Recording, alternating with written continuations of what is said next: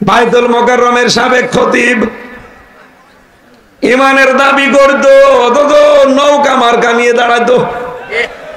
তোর ইমান থাকে কি করে? আপনি আন্দাজের বিশ্বাস না করে বাস্তবতায় বলেন, যে লোকটা নৌকা মার্কা নিয়ে দাঁড়াতে পারে, ও দেখছে যে 3 বারের 1 বারও ভোট হয় না। এত অত্যাচার, জুলুম, নির্যাতন চলছে একটা মানুষের ক্ষমতাকে কুক্ষিগত করার জন্য।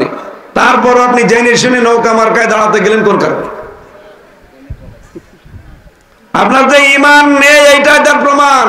আবার ইমামতি করতে গেছে, ইমান নেই ইমামতি করতে গেছে, এই জন্যই তো জনগণ মেনে নেয়নি। পরে আবার গেছে পিটিয়েছে জুতা দিয়ে, পরের দিন আবার স্ট্যাটাস দিয়েছে জুতা মেরেছে কিন্তু আমার গায়ে লাগেনি। শয়তান। এরকম বহু মানুষ এই দেশে আমরা দেখতে পেলাম, তারা ইমানের দাবি করেছে কিন্তু তাগুত ছেড়ে না দিয়ে এদের ঝড় উঠেছে ঢাকায়, গোপালগঞ্জ থেকে ইমান শেষ। আর কথা বলেন না কেন? ইমান আনতে হবে কি তাগুত ছেড়ে দিয়ে, না তাগুতের সাথে? আপনি এখন কি করছেন মিলান? আপনাকে যে আল্লাহ বন্ধু হিসাবে গ্রহণ করবে কি করে? আপনি তো ইমানই এখন আনতে পারেননি। ইমান আনতে হলে আগে কিন্তু তাগুত ছেড়ে দেওয়া লাগবে।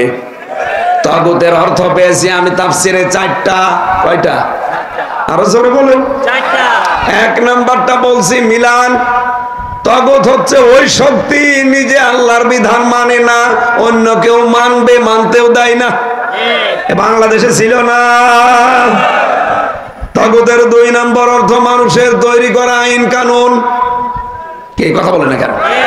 আমি কি বানিয়ে বলছি? ওস্তাদ বসে আছে। তাগুতের 2 নম্বর অর্থ মানুষের তৈরি করা আইন। এটাতে কত বড় নিকৃষ্ট কাজ আপনি জানেন? শয়তান আল্লাহর একটা বিধান শুধু মানে নাই, কিন্তু আল্লাহর বিধানের এগেনস্টে নতুন বিধান তৈরি করে নাই। কিন্তু এদেশে যারা আল্লাহর বিধান মানে না, নতুন করে আল্লাহর বিধানের বিপরীতে বিধান তৈরি করে আল্লাহর বান্দাদের উপরে চাপিয়ে দিতে চায়, এগুলো আরো বড় শয়তান। সুতরাং ডক্টর কামাল তার লিখিত সংবিধান যেটা 54 বছর বাংলাদেশে চলছে, 17 বার এটা পরিবর্তন হয়েছে, কিন্তু কাঙ্ক্ষিত মানের শান্তি এই দেশে দিতে আরো জোরে বলেন, ওই সংবিধান অনুযায়ী বিচার হয়। ওইটা বিচার করে এই দেশের মানুষকে দেখি জেলে পাঠায়। চোর এই দেশে জেলে গেলে ডাকাত হয়ে বের হয়, ডাকাত গেলে খুনি হয়ে বের হয়। আমি নিজে দেখেছি এক গাঁজাখোরকে জেলে দিয়েছে, আমার নিচতলা ছিল, ও শয়তান জেলের ভেতরে যে গাঁজা গাছ লাগিয়েছে। জেলার এসে একদিন বলছে, ওই তুই গাঁজার গাছ ভেতরে লাগালি, পেলি কোথায়? স্যার আমি এই কোর্টে গিয়েছিলাম মামলার হাজিরা দিতে, আর আমার তো অনেক শুভাকাঙ্ক্ষী বাইরে আছে, তারা আসার সময় একটা টোপলা দিয়েছিল গাঁজার বীজ, ওটা আমি মুখের এই জায়গায় নিয়েছিলাম, মেশিনে ধরা পড়িনি। ভেতরে এসে গাছ আমি এই টপের উপরে লাগিয়েছি, দেখেন 2 মাসে কত বড় হয়েছে। জেলার বলছে, শয়তান তোরে আমি আর কোথায় দেব? গাঁজা খাওয়ার কারণে পুলিশ তোরে ধীরে জেলে দিল, আমি তোরে কন্ডেম সেলের ভেতরে রাখলাম, আর এখানেই তুই গাঁজার গাছ লাগালি, আবার 2 মাস হয়ে গেছে। তোরে আর কোন জায়গায় দেওয়ার কায়দা নেই, তোরে দিতে হলে স্বর্গে দেওয়া লাগবে। ওই হিন্দু তো জেলার দেবদুলাল, হিন্দু বেটাও তার জান্নাত বিশ্বাস করে না, এই জন্য বলছে তোরে যদি দেওয়া লাগে এখন স্বর্গে দেওয়া লাগবে। ও বাংলার মানুষের আর রেকর্ড হচ্ছে, সারা পৃথিবীতে এখন ছড়াচ্ছে, লাইভ চলছে। যেহেতু আজকে আমার সামনে মাত্র এই 10-20 হাজার মানুষ না, আমার সামনে এখন বাংলার 18 কোটি মানুষ। সবাইকে বলছি 58-54 বছর ডক্টর কামালের লেখা মানুষের তৈরি করা সংবিধান দিয়ে কিছুই পাইনি আমরা, তাও 17 বার এটা পরিবর্তন হয়েছে। এ কোরআনে কারিমে আমার আল্লাহ একটা সংবিধান দিয়েছেন, সূরা ফুরকান, 77টা আয়াত আছে, 73টা ধারা আছে। আপনি এই 73টা ধারা দিয়ে বাংলাদেশের সংবিধান তৈরি করেন, 41 সাল টার্গেট দেওয়া লাগবে না? এই 73টা ধারা দিয়ে যদি বাংলাদেশের সংবিধান প্রণয়ন করা হয় 41 ঘন্টায় বাংলাদেশ মিনি জান্নাত হয়ে যাবে। এটা আমরা চাই না সামনে, যেহেতু সামনে রমজান মাস আর কোরআনে কারিমের নাম ফুরকান। ফুরকান মানে সংবিধান, ফুরকান মানে সত্য মিথ্যার পার্থক্যকারী। সংস্কার যখন আরম্ভ হয়ে গেছে, আমরা যারা দায়িত্বে আছে আহ্বান জানাতে চাই, খুব তাড়াতাড়ি বাংলার সংবিধান কোরআনে কারিম করা হোক। এটা কারা চান দেখি? লিল্লাহি তাকবীর।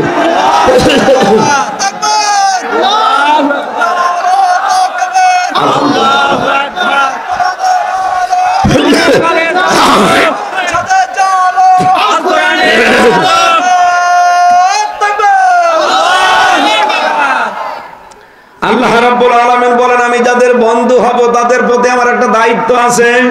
ইখরিজুহুম মিনাজ যুলুমাতি ইলান নূর, তাদেরকে আমি অন্ধকার থেকে আলোর দিকে নিয়ে আসব। এখানে যেহেতু অন্ধকার বলতে যুলুমাত বহু বচন আর নূর এক বচন, তাফসিরে মুফাসসির বলেছেন দুনিয়ায় যত নিয়ম নীতি আছে, যত ধর্ম আছে, শুধু ইসলাম বাদ দিয়ে সব অন্ধকার। 4500 ধর্ম আছে এই দুনিয়ায়, এখন ইসলাম বাদ দিয়ে আল্লাহর দৃষ্টিতে সব অন্ধকার। কথা বলো না কেন? সুতরাং অন্য ধর্মের যারা আছেন, ইহুদি, খ্রিস্টান, বৌদ্ধ, মুশরিক, মাজুসি, সবাইকে আহ্বান জানাচ্ছি, আপনি একটু বিবেক দিয়ে চিন্তা করেন। আমি ইহুদিদের সাথে বাইরের দেশে মিশেছি, খ্রিস্টানদের সাথে মিশেছি, আর মুশরিক তো আমার পাশে আছে। বাইরের রাষ্ট্রগুলো যখন সফর করতাম ওই সময় দেখেছি খ্রিস্টান, ইহুদি দেখলে মনে হবে যে বিশাল আলেম, ওর মিস্ত্রির হাত মোজা পা মোজা পরা, 4-5টা ছেলে মেয়ে পাশে, ওই লোকের এ পর্যন্ত দাড়ি, বিশাল পাগড়ি মাথায় দেওয়া, জোব্বা একেবারে পা পর্যন্ত, আপনি জীবনও বুঝতে পারবেন না ইহুদি। যখন পরিচয় করে সরাসরি জিজ্ঞাসা করি আপনার নবীর নাম কি, তখন পরিচয় পাওয়া যায়। নবীর নাম জিজ্ঞাসা করলে তখন বলে আমার নবীর নাম হচ্ছে জোসেফ। কি জোসেফ মানে? জোসেফ মানে মূসা। আমরা তাকে মূসা নবী বলি, ওরা তাকে জোসেফ বলে ডাকে। ওরা আল্লাহ একজন আছে বিশ্বাস করে, নবী আল্লাহ পাঠিয়েছিলেন জোসেফ নামে মূসা নবীকে, এইটাও মানে। কিন্তু ওই মানুষগুলো শিরিক করে আল্লাহর সাথে যে উযাইর আলাইহিস সালাম আল্লাহর সন্তান, এই কারণে তারা মুশরিক। এই কারণে তারা কি? ইহুদিরাও কিন্তু খ্রিস্টানরাও আল্লাহ একজন আছে বিশ্বাস করে, পাশাপাশি বলে যে আল্লাহর স্ত্রী আছে মরিয়ম, আর আল্লাহর ছেলে আছে যিশু মানে ঈসা আলাইহিস সালাম। এরা তো তাও 1 খোদা 3 খোদায় আছে, আর আমাদের পাশে দাদা বাবুরও 1 2 3 না, ওরা দেবতা মানে 33 কোটি, ওদের আবার ঝাল আরো বেশি। যে কথাটা বলতে চাই, 4500 ধর্মের সব যেহেতু অন্ধকার, ইসলাম বাদ দিয়ে বিবেক আপনাদেরও আছে, একটু বিবেকটা কাজে লাগান। যেহেতু এই যে পৃথিবী একদিন আমাদেরকে ছেড়ে যাওয়াই লাগছে, সুতরাং আপনি ফিরে আসবেন আসল ধর্মের দিকে। ওগুলো সত্য ধর্ম কিন্তু এখন আর নেই, মানুষ পরিবর্তন করে ফেলেছে। আপনি আশা করছি ফিরে আসেন। আমি যতবার যত জায়গায় দেখেছি, হিন্দুকে দেখেছি, খ্রিস্টানকে দেখেছি, এই মানুষগুলো যদি বিবেকটা একটু হালকা কাজে লাগায়, ইসলাম বাদ দিয়ে পৃথিবীর কোন ধর্ম মানা তার দ্বারা সম্ভব না।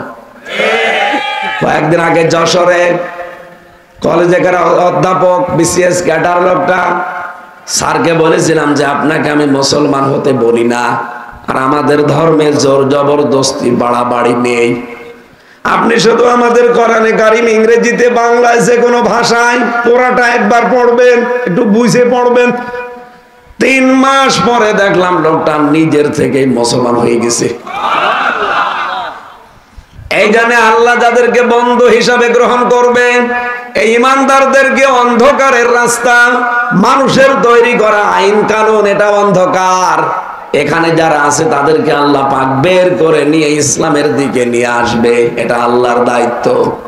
ওয়াল্লাযীনা কাফারু আউলিয়াউহুমুত তাগুত ইখরিজুনাহুম মিনান নূরি ইলাজ যুলুমাত উলাইকা আসহাবুন নার হুম ফিহা খালিদুন।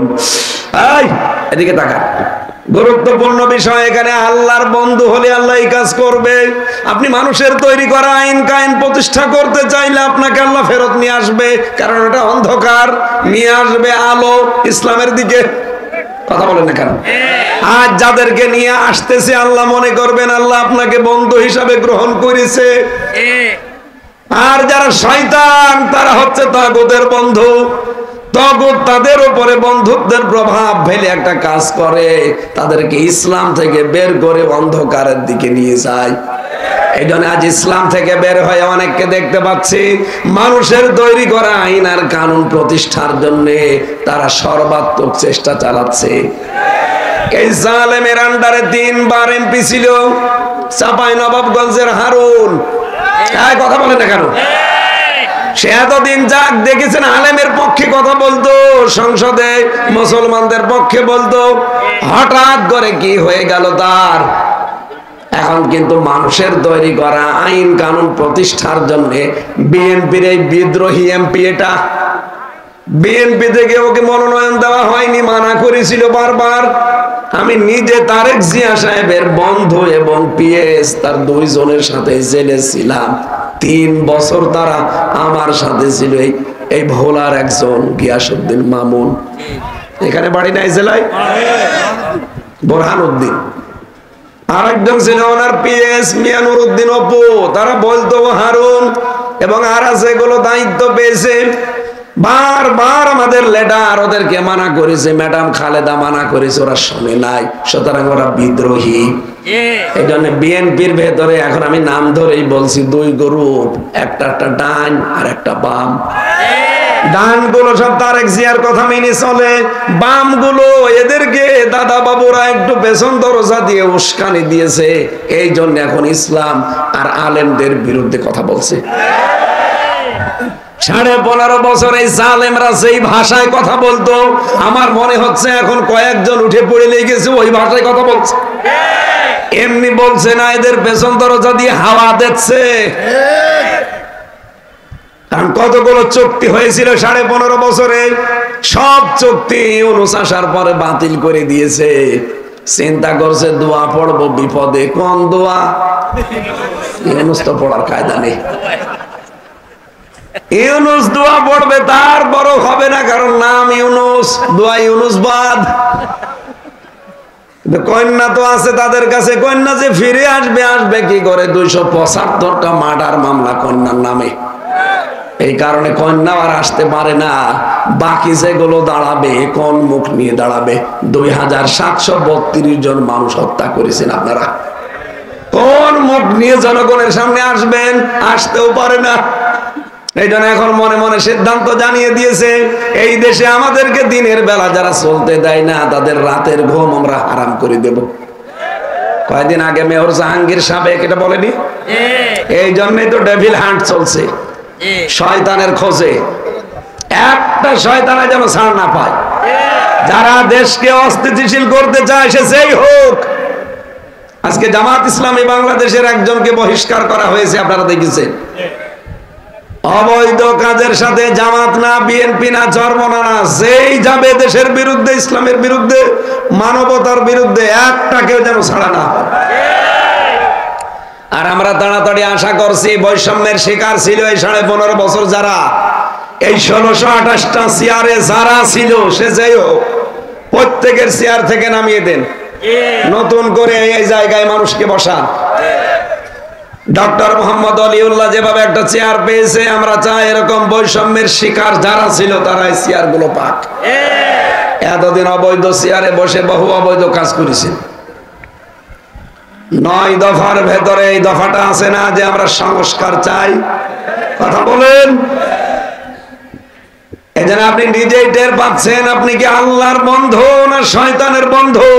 যখন দেখবেন আল্লাহর আইন বাদ দিয়ে মানুষের তৈরি করা আইন প্রতিষ্ঠার জন্য আপনি কাজ করেন, আন্দোলন করেন, দল করেন, বুঝবেন আপনাকে শয়তান দখল করে ফেলেছে। এখন যদি বলেন কিভাবে দখল করলাম আমি তো বুঝি না, এদিকে আসেন। এখন যদি বাড়ি যায় আমি নিজে, আমার ম্যাডাম যদি আমার দরজা খোলার পরে গালি দেয় কুকুরের বাচ্চা, আমার রাগ হবে না? আরে ভাই আমি তো জ্ঞানী মানুষ, আমি জানি যে একটা ম্যাডাম শিক্ষিতা মেয়ে, সে একটা ধার্মিক বংশের মেয়ে, সে নম্র ভদ্র, কোনদিন আমার মুখের উপরে মুখ তুলে কথা বলে না, অথচ আজকে আমারে ডাক দিচ্ছে কুকুরের বাচ্চা বলে। অবশ্যই এর জিনে ধরিস, জিনে না ধরলে অন্তত এরকম নম্র ভদ্র স্যারের ছাত্রী কোনদিন গালি দিতে পারে, তার জিনে ধরিছে অথবা পরিতে ধরেছে। আপনি যখন দেখবেন যে আল্লাহর আইন আপনার কাছে ভালো লাগছে না, মানুষের তৈরি করা আইন কায়েমের জন্য আপনি আন্দোলন করেন, দল করেন, ভোট দেন, আপনি বিশ্বাস করে নেবেন আপনি আর মানুষ নেই, শয়তান আপনাকে দখল করে ফেলেছে। সুতরাং এখন মুক্ত হওয়া লাগবে শয়তানের এই বন্ধুত্ব থেকে, তাকে অভিভাবক হিসেবে মানা যাবে না। রব্বুল আলামিন বলেন আমি বন্ধু হব তাদের যারা ঈমান আনবে আমি আল্লাহর প্রতি। ঈমান আনতে হলে তাগুত ছেড়ে দিয়ে যারা ঈমান আনে, আমার বন্ধু হবে রাসূল। রাসূলুল্লাহকে কেউ যদি বন্ধু হিসাবে পেতে চাই, চারটা কাজ দুনিয়ায় করা লাগবে। কয়টা? এরপরে আমাদের বন্ধু হবে ঈমানদার। আর ঈমানদার দুনিয়ায় সবাই না, যাদের ভেতরে তিনটা কাজ আছে আপনি তাদেরকে বন্ধু, অভিভাবক, দায়িত্বশীল মনে করতে পারেন। এমনকি পরিবার, সমাজ, রাষ্ট্রের দায়িত্ব তাদের হাতে আপনি তুলে দিতে পারেন নির্দ্বিধায়, কারণ আল্লাহর কোরআনের ঘোষণা তারাই সামনে বিজয় হবে। এক নম্বরে যারা নামাজ কায়েমের আন্দোলন করে। বাংলাদেশে কত দল আছে, কোন দলের লোক চায় যে রাষ্ট্রীয়ভাবে নামাজ কায়েম হোক, আপনি দেখতে পান সেই দলের লোককে অভিভাবক বানাবেন। দুই নম্বরে যারা চায় যে আমরা যাকাত ভিত্তিক অর্থনীতি কায়েম করতে চাই, ইসলামী ব্যাংকে যেটা আছে মোশারাকা আছে, মুদারাবা আছে, মোরাবাহা আছে, বায়ে সালাম আছে, বায়ে ইস্তেসনা আছে, বায়ে মুআজ্জাল আছে, বায়ে ওয়াহেদা আছে, এরকম 28টা নিয়ম আছে। বাংলাদেশের কোন ব্যাংকে ইসলামের নিয়ম মেনে পালন করা হয় বলেন? যদি যাকাত ভিত্তিক অর্থনীতি বাংলাদেশে কায়েম হয়ে যায় রাষ্ট্রীয়ভাবে, আল্লাহর কসমে ইসলামী ব্যাংক যেভাবে চলে, সোনালী, রূপালী, চৈতালি সব এভাবে চলবে। তিন নম্বরে অহম রাকিউন, যারা রুকু করে। রুকু মানে এখানে রুকুর অর্থ 7টা। এক নম্বরে যারা নামাজি, নামাজে সেজদা দেওয়ার সময় জামাতবদ্ধ হয়ে নামাজ পড়ে।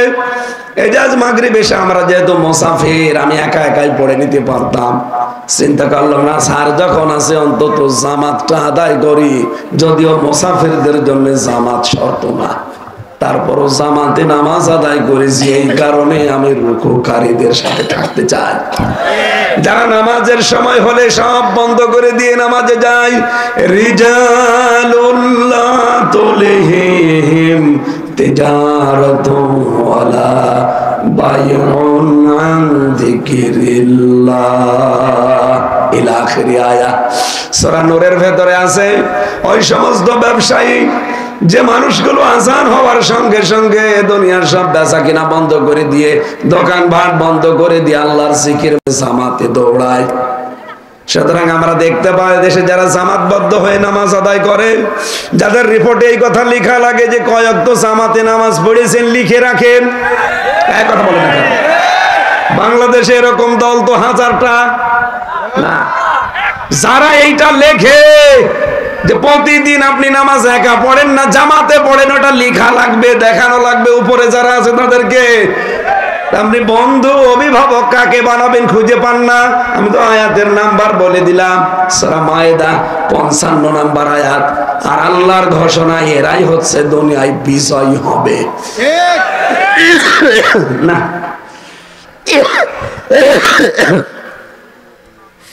4-5 দিন হাসপাতালে থাকার দরকার ছিল, ডাক্তার আমার বলেছে মুখে টেপ মেরে রাখবেন, কিছু চাইলে লিখে দেবেন। অথচ আপনারা যে জোর করে নিয়ে এসে দেখেন 2টা 3টা করে বাবা শাহজালাল সব হালাল, এদিকে তো আমি মরে যাচ্ছি।